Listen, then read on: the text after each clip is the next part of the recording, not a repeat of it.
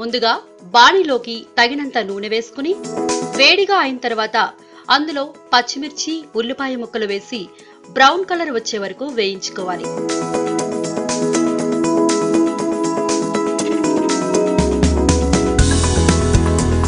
ఇప్పుడు అందులో అల్లం వెల్లుల్లి పేస్ట్ వేసి పచ్చివాసన పోయే వరకు వేయించుకోవాలి.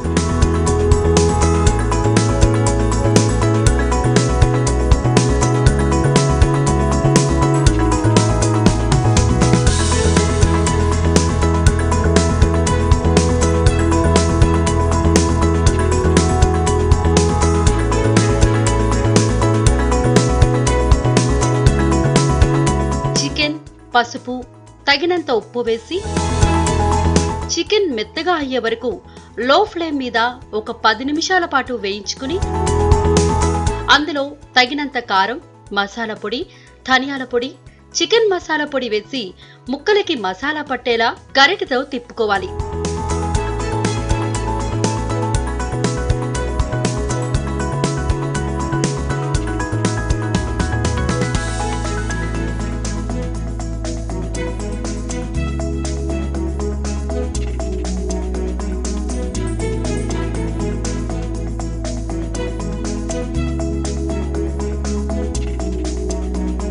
కొద్దిగా ఎండు కొబ్బరి పొడి వేసి మరికొద్దిసేపు వేగనివ్వాలి.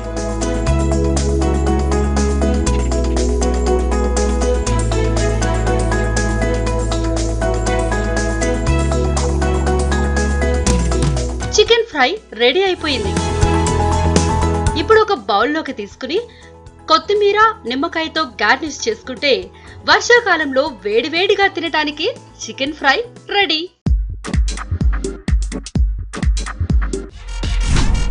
ABN ఇండియన్ కిచెన్ ఛానల్ ని సబ్స్క్రైబ్ చేసి నోటిఫికేషన్స్ కోసం బెల్ బటన్ నొక్కండి.